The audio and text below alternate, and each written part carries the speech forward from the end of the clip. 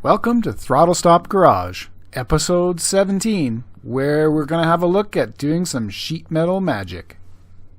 Well, we're just about ready to get today's welding done. Hey, as the furnace turns off, wonderful. So, spent the morning actually getting the foot pedal box final fitted in. Hazards of being picky is I want things like I want my sheet metal to fit nicely. I mean, you can always start welding it in and then hammer and bash it around, but I prefer not to do that. I like to get it to fit well before I go hammering and bashing. Actually, I'll switch the lights on in here. Yeah, a little bit of that so we can see what we're doing. Well, my cleco's popped out. Let's go put that in and probably result of my hammering and bashing. Okay, so we're all in. The floor piece is now down the way I want it.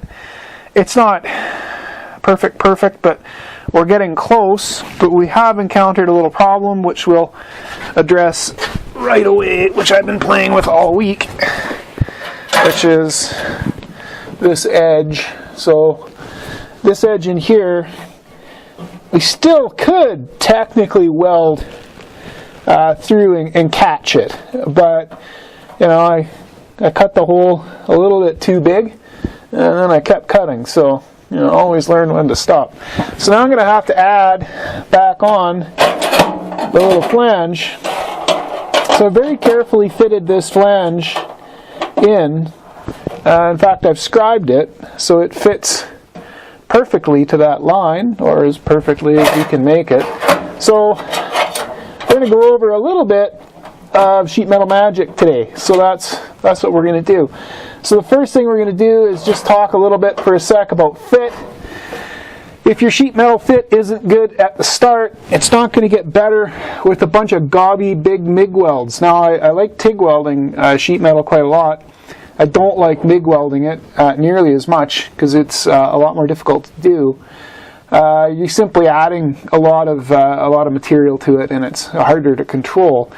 It is possible though to weld it with fairly low distortion, and that's what we'll discuss now. Is the first step is actually getting these pieces to fit well. So if we've got the fit tight, again you can see all the little ridge and ripples and things I've added into there, and that's because there's a corresponding spot here where that thing fits, right? And it just locks right in. I don't have a 1/16 of an inch. I don't have any air. Now what we're going to do first is lay in a sequence of tacks. And I've covered all of these things before on forums, but you know, I hear frustrating things like, well, you can't weld the sheet metal without distorting it. Well, yeah, true, you can't weld metal without distorting it, but you can try to keep the distortion to a minimum. But I really don't think that a sequence of tacks equals a weld. A sequence of tacks is a sequence of tacks. My welder will even do that. I mean, there's a timer in it, and it'll allow me to weld a tack every X number of seconds, and I can set all that. I don't use those settings anymore, so what we're going to do is we're going to tack it in initially. And as you tack it, it'll shrink. You've seen that before. You've maybe experienced this in your own garage. It'll shrink, and then that perfect fit that I have won't be perfect anymore. So as I set it in, I tack it, it's going to shrink. It's going to shrink in, and then the metal will, you know, things are going to happen. This is what's going to happen. As I do it, you'll see if I'm right or wrong, but it's going to shrink, and it'll come over here. So what I'm going to do is I'm going to grind the tack as I tack it, and then I'm going to hit it with the hammer, stretch it back out, and put it back where I want it. And then I'm going to tack it again. And then I'm going to grind the tack, and I'm going to hit it with the hammer, and I'm going to put it back where I want it. I'm going to do that consistently along the entire length of the part that I'm trying to fit. And as I do that, we're going to get that established nicely. Then what I'm going to do is I'm going to tack about every 2 or 3 centimeters, and then at the end of the day I'm going to run very short welds between those, and I'm going to cool them with air as I go and try to make sure everything gets fully penetrated. So the little welds, you have to move very quickly. Just like welding anything with a MIG, there's there's a risk you're going to pop and blow through it. One of the biggest problems is with the tack and tack and tack and tack method to join a panel is that you end up putting a lot of heat into the panel, and you end up with a lot of distortion from that weld. Now this is going to not put anywhere close to that much heat into the weld, but you do need to think very carefully about where each one of the welds is getting placed and how the move is going to be. Now I'll probably do this on the stop motion. I won't do it on the real camera. We'll run it that way. But that's going to be key, is short welds, going quickly, cooling it all with air. I want to be able to touch this panel with my hand basically the entire time I'm welding it. If at any point it gets too hot, like warm to the touch, that's too hot for this stuff. And at the end of the day, when we grind it, we need to be very careful with the grinding, because half the time the grinding causes the warp. Well, the metal, it would have been warped by the weld, but it's not going to be helped by having this go any other way. Okay, I can tell you all about this later as I'm doing it. It's probably pretty boring just to watch this, so I'm going to switch cameras and get rolling.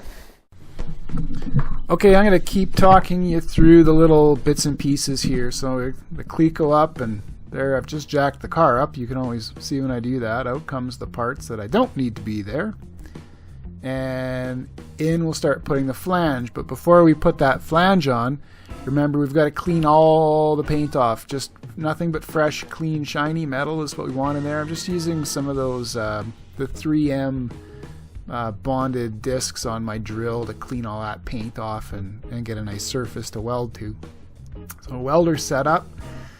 So yeah, hammer and dolly make an appearance here, so we'll use those. Get the first tacks laid in. Don't worry that it's hanging out, that's just an angle thing with the camera. So that's what, four tacks, and then I've ground those tacks off and tapped them just gently with the hammer. And now you can see how that fit up is coming in really nice and tightly there. I then grind those tacks off. I don't want the tack to stop the metal from trying to move and further buckling it. It's one of the keys to doing that sheet metal work properly. So I've just added some light because I can't see what I'm doing. And tacks and welds are continuing to go in here. We're all welded up.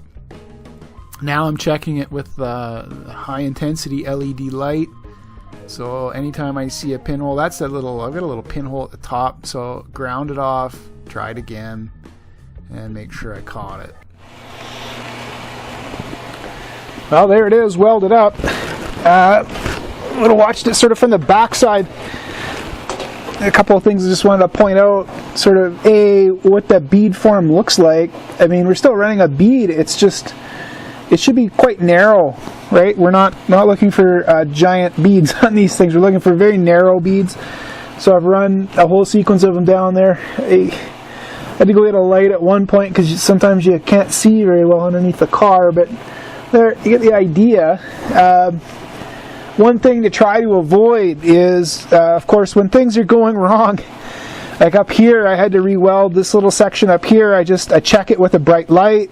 That bright light, I put the bright light in behind. If I see any pinholing or anything else, it means I'm not fused, so I got to get in there and get it done again. But, you know, putting more weld over the top of a bead like this isn't worth it. You're not going to actually get the part fused. I mean, you're trying to fuse the base metal. You're not trying to just make sure nothing gets through the weld, because we're going to grind all of this off. So grind it off, which is what I did here, right? You can just see that. And then, you know, I went in and found where the pinholes were, and then went in and soaked them back in. Now, I only had a couple of those on this. I had one little band here where I just clearly missed. You're going so fast, you can't see it very well. So what we're going to do is grind it off.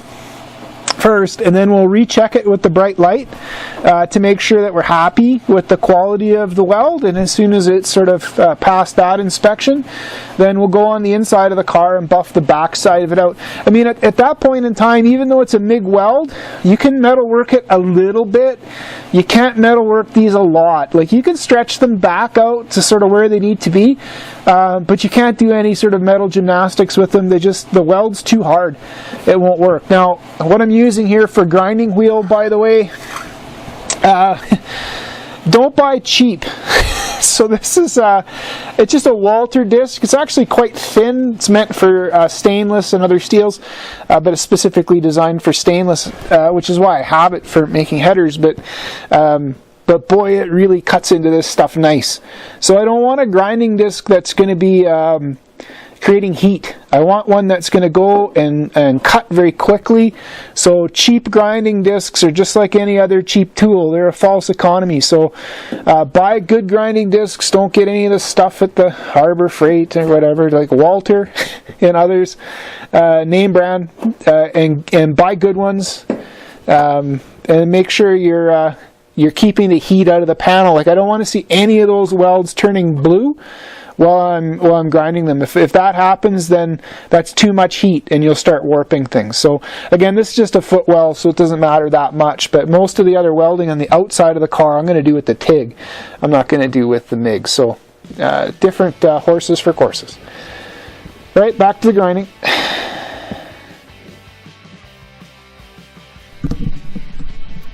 Okay, the last little detail I just wanted to touch on here was note how I'm using the wheel. I'm sort of up on the edge of the wheel. I'm not grinding with it flat, so I'm trying not to put any heat. You can see it right through the back of the weld. At no point does it change color. Just trying to use the edge of the wheel to grind that top off. I'll come back later with some other equipment and make it a bit better.